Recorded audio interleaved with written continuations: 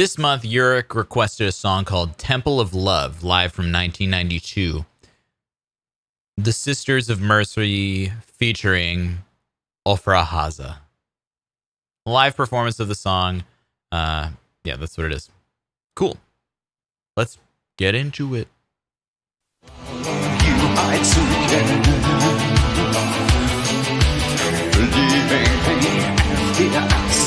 Very 80s. But someone rewrites the weather and the tears he cried will recall his white eyes, lover's eyes. In the temple of love, shine like thunder. In the temple of love, cry like rain. In the temple of love, hear my call. In the temple of love, hear my name. With the sunlight dying in the night. Yes, dude. This is so cool. So it's like this old potato 80s recording of this goth band.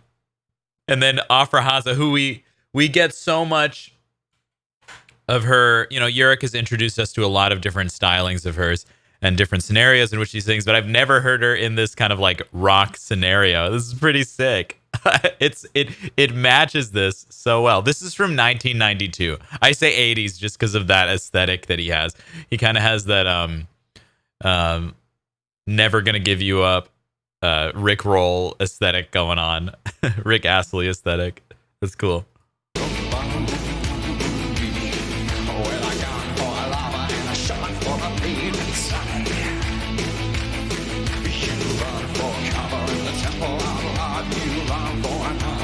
Yeah.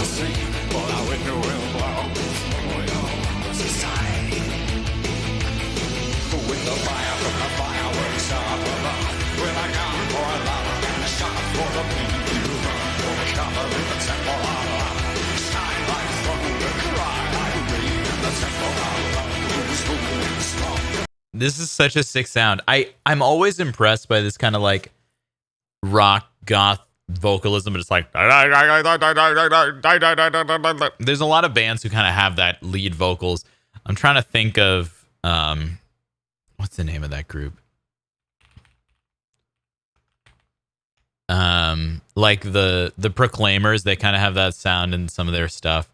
Anyway, it's sort of that like 80s rock punk sound. I don't know how to even describe it, but you know what I'm saying. It's, yeah. I guess it is goth.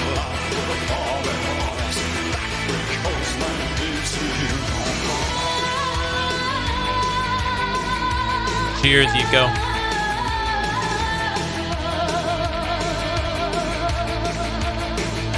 I mean, what an amazing facility, despite this really percussive, energized sound underneath her. And it's in a very different arena than what I've heard her typically sing in.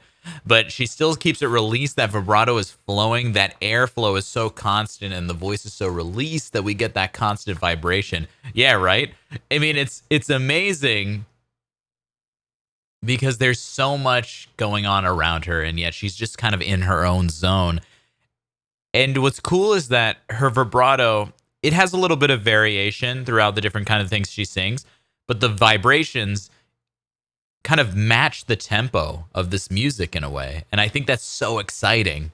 It just contributes to the excitement of the sound rather than kind of seeming like a weird crossover. But it's so much intensity, and yet it's so easy for her. You see her so calm up there performing this. I think this is my favorite scenario I've heard her singing in. And I love the Prince of Egypt.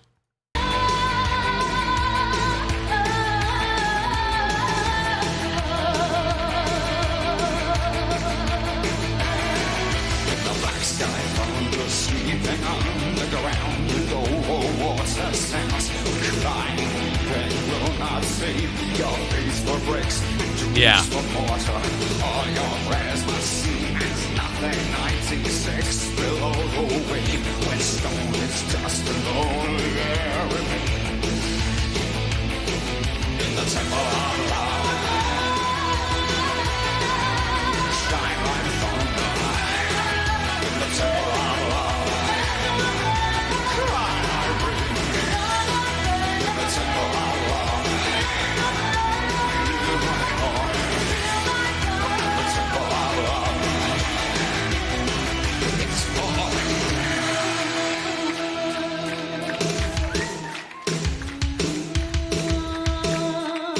Yeah, like that lower David Bowie.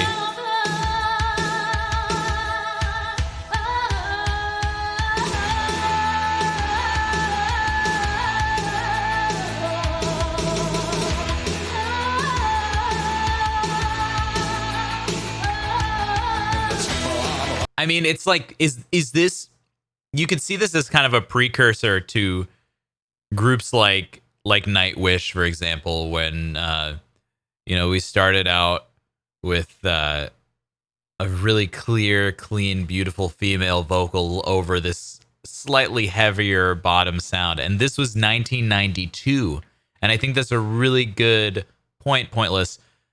That's a great pointless discussion. Where the clear female vocal does do a great job at just cutting through the mix when it's with these electric instruments and more percussive drums and stuff like that.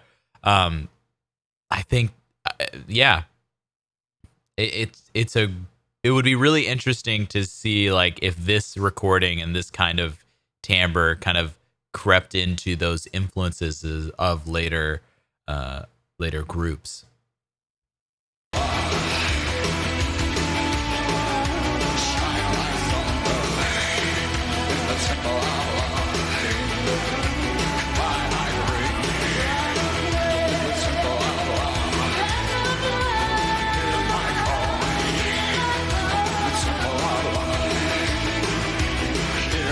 Kind of. Heavy metal meets David Bowie meets The Circus. Temple of Love 8.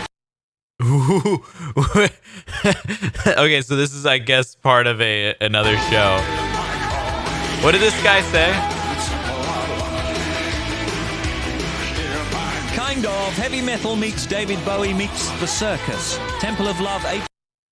David Bowie meets heavy metal meets The Circus.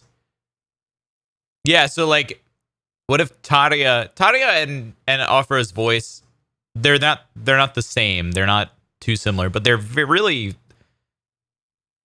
actually, they're very similar. They just have different kind of resonant qualities. I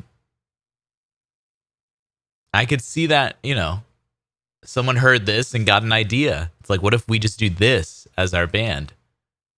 Someone being Tuomas, maybe. But, he's also someone who has really good original ideas all the time, so we'll see. 1996 was also when Tristiana formed, and they threw a female vox into gothic metal. Yeah. And you could also kind of compare it to, like, I don't know, recording technology. Now, I'm not the expert on recording technology. I know, like, Skyface probably knows more than I do, or definitely does know more than I do, I should say. But it's more like the ability to capture the female vocals in that way and kind of mix and master in a way that worked better probably contributed to people thinking more about how you can use timbres in a mix that work better. I don't know. This is sweet. I mean, Offra's vocals are just so virtuosic. I'm going to go back to this most viewed section in this video and see what we get. As my scene is nothing, 96 below the wave, when stone is just a lonely remain. In the temple of love, shine like thunder. This is so sick. In the temple of love, cry like rain. In the temple of love. This song standalone would be something that would just like play on my like driving playlist if I had like a long drive to do. It'd just be like Temple of Love,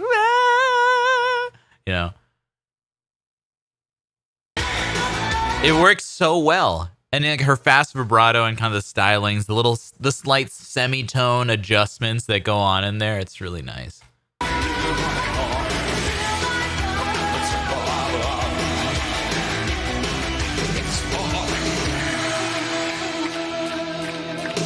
Oh, Wither.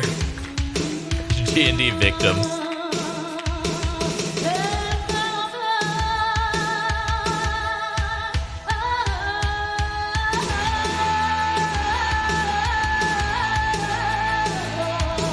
Beautiful.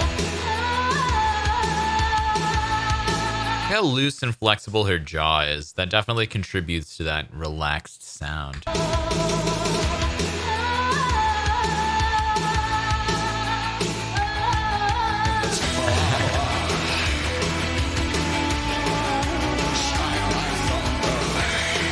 It's a yoik.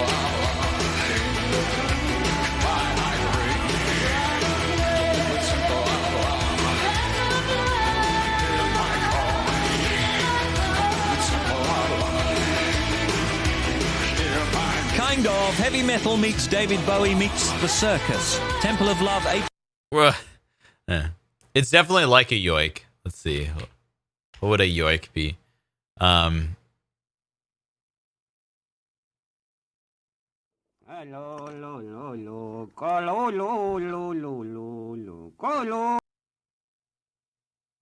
know what's funny is like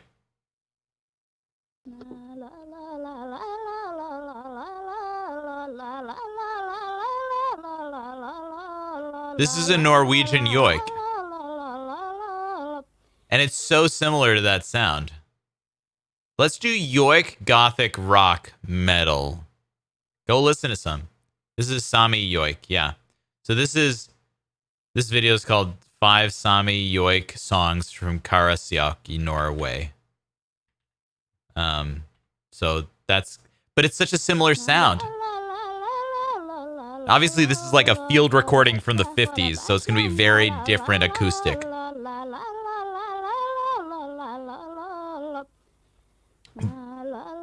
But you can hear a lot of similarities between that and this.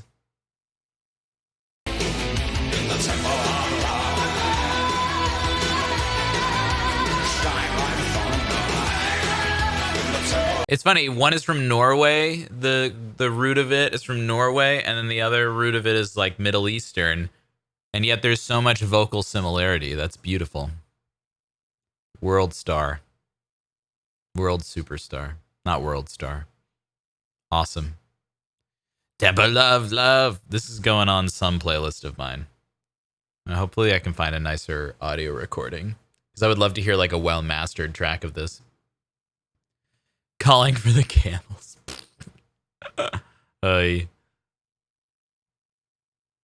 It's a good point. One has to wonder if this was a conversion developing at the same time in different places, or if it was just a super ancient human behavior. I think the latter is more likely. Like when the voice is used as a communication element and singing is sort of a natural connection that we have, despite it being now we're at the point where technique is developed that feels very unnatural, but especially folk singing and folk singing techniques, there's a lot of crossover there. Like folk singing doesn't have a strict technique. It's more about, the purpose it serves. And I think that is a fundamental human connective thing that is likely what happened in the early days of we. Awesome. Yurik, thank you for this. Guys, by the way, before I forget, I have updated the library Google Drive so you can get to the Vimeo showcase through there for this month. So all of the videos that we did yesterday are up there now. And then I'll be uploading these probably today or tomorrow morning. Singing has been important through the time before classical techniques. Yeah, classical techniques are only a couple hundred years old, but singing has been around for thousands and thousands and thousands of years.